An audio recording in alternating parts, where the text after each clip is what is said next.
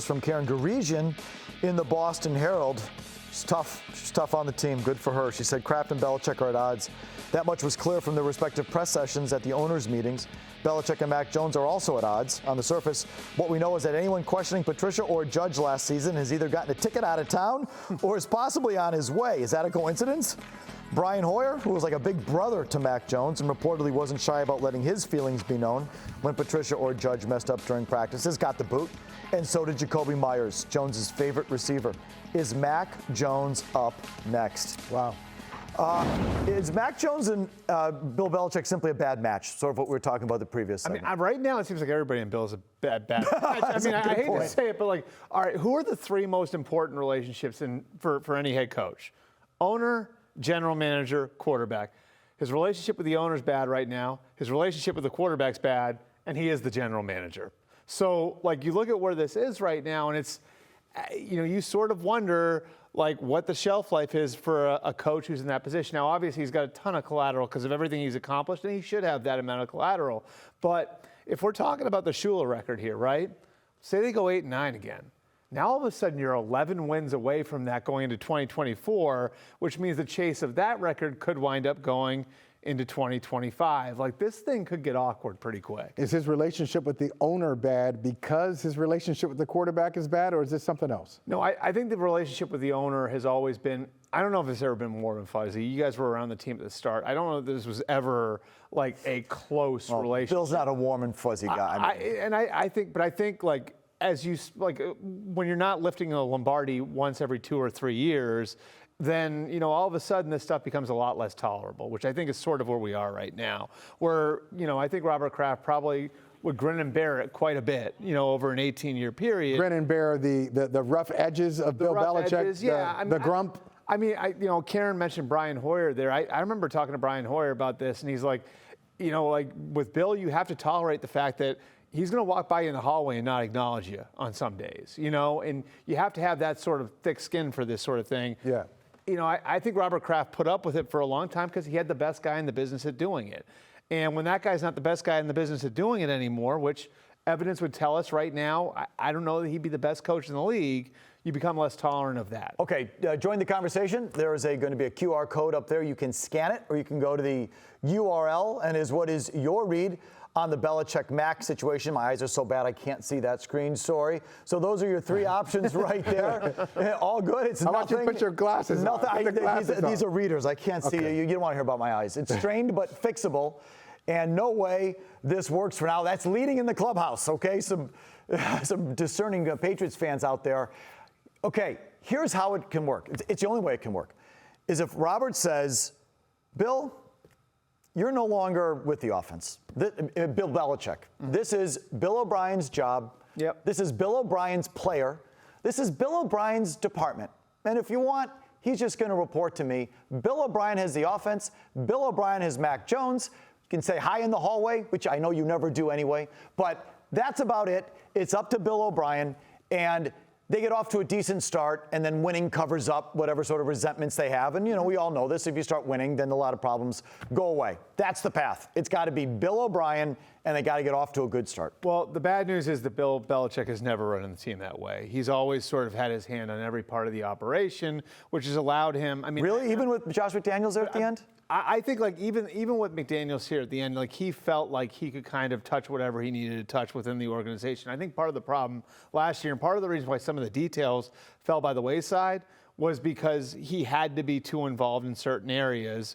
And, like, I think that like, when he's sitting here calling plays on offense, which I'm told he was at points last year, like, then he can't be as focused on the details and winning on the margins, which is what he's always done. So I think part of this is getting him in a space where he can. The good news is Mac Jones, my understanding, has been in there on a daily basis. Bailey's happy has too. And Bill O'Brien's building a relationship with both of those guys now. So, like, if you want good news, that's the good news. I think you're going to get a better version of Mac Jones just because of that. Well, that's why I want to ask, where does Billy O'Brien stand in this? Like, what kind of say does he have? He comes in. Imagine, hey, you come in, you're going to be the offensive coordinator. And then you start hearing about Mac Jones rumors.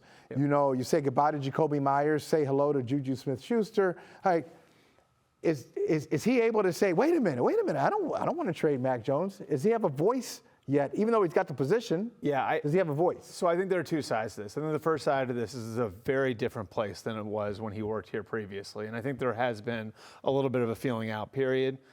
The other side of it is my feeling, and what I've heard is that he's sort of staying in his lane. And his focus has been on building the offense. Well, why is that so scary? No, because we need to get out the lane. Okay, right, exactly. The lane is. I know, but about the lane. Like, this is not. Because you're right. Because it is a different place than it was in 2012, 2013, 14. We had Tom Brady.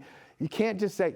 We need Billy O'Brien to say, wait a minute, this is crazy. Let me take this over. So here, let me give you an idea. All right. Like, he and Adrian Clement, the new offensive coaches, are basically reworking the entire playbook. That's good. So they're putting together a new playbook. Like, what I mean when I say they're staying in their lane is that, like, literally, like, his job as offensive coordinator, that's what he's doing. He's building a relationship with the quarterback. He's building the offensive playbook. He's sort of rebuilding some of the things that were broken last year. So, like, I think if you're talking about Billy O'Brien in the context of, like, potentially being the next head coach, that's not what you're getting right now. You're getting an offensive coordinator, which is what they're asking him to do. Okay, so another reason they look dysfunctional is that today and yesterday we have trade rumors involving Mac Jones, when last week the owner was saying this about the quarterback. I'm a big fan of Mac. I think he came to us as a rookie. He quarterbacked his rookie season and did a very fine job, I thought. We made the playoffs. All right, so, one day the owner is saying I'm a big fan of the guy. The next day the coach is trying to trade. So it's like, again, not everyone's on the same page. That's what leads to the dysfunction. Is it also the perception of dysfunction? Is it also, are we spinning our wheels about trade rumors with Mac Jones because Robert Kraft will never let it happen? I think Robert Kraft, because that's what I believe. I think Robert Kraft is a fan of the concept of having a quarterback on a rookie contract, which is how Seattle won its Super Bowl with Russell Wilson, Joe Burrow in Cincinnati, Lamar Jackson in Baltimore, Patrick Mahomes in Kansas City. You saw all these teams leverage that advantage. Now, my question, counter to that, would be, are you taking advantage of it? And right now, it doesn't look like it, because if you look at what those teams did, like when Josh Allen was a young quarterback in Buffalo, they go get Stephon Diggs. Sammy Watkins comes to Kansas City to add on to Tyreek Hill when Patrick Mahomes is on his rookie contract. Joe Burrow, right? They go get Jamar Chase. They go get T. Higgins. They load the roster in other spots. We've seen teams that typically aren't even all that aggressive act very aggressively when they've had these young quarterbacks. Jacksonville did it during the last offseason around Trevor Lawrence. Like, that's the question. It's like, I know the owners are very, is very astute when it comes to trends around the league and everything else. He sees this trend of teams succeeding with quarterbacks and rookie contracts. Are the Patriots taking advantage of it the way the other teams did? I mean, that's a good point. But then you go down this rabbit hole, and then now you're in trouble. Okay, we know Robert Kraft did not step in when Tom Brady wanted the contract. Tom Brady wanted a contract. Bill Belichick didn't want him to come back. And so Brady's out, and Robert Kraft has to say goodbye to Tom Brady. Now, does he step in now on Mac Jones? And if he does step in now on Mac Jones and say, hey, Bill, you can't do that, like, it's almost like too little, too late. And or if he says, hey, Bill, it's up to you. Well, if it's up to you, then you got to let Bill Belichick. Maybe Bill Belichick wants to get rid of Mac Jones and bring in Lamar Jackson. And I think, like, part of the problem now. Now you got to pay him. I think part of the problem is, like, if you deliver ultimatums to Bill, which we haven't seen Robert do, what does that mean? Does that mean Bill's out? So, okay. Call his bluff. Bill's not going to quit. Right. But do you think, does he have the stomach to do that? Robert, I don't think he does, but I think he should. Does he have the stomach to call Bill? He should. He should. He should say, Bill, you don't like it, you can walk. I don't think Bill's walking.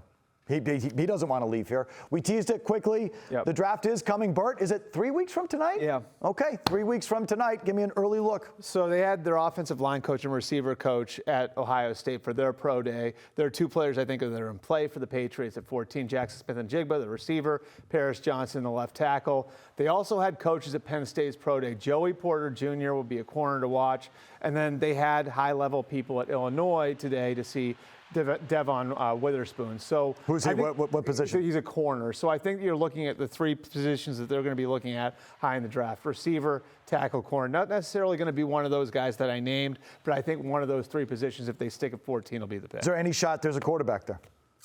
I think Richardson and Levis, league opinion is very split on those two. Young will be gone, Stroud will be gone, absolutely. But I think one of those two guys could wind up falling, and one of those guys could potentially be there for you in the middle for sure. Now, you mentioned Stroud, you mentioned Paris Johnson, you mentioned Jackson Smith and Jigba. Those are all Ohio State players. You want to talk about underachievement, Mike Felger? There we go. You see? Sometimes the best team doesn't win, Mike. There it is. Oh, my guys. We're the kicker. Come on, Bert. If we're the kicker. OH. I know. All right, check out the latest Patriots Talk podcast. Tommy Kern and Mike Florio discuss his report about Bill Belichick shopping Mac Jones. You can scan the QR code on the screen or find it on your favorite podcasting app or on YouTube. It's presented by FanDuel Sportsbook. Make every moment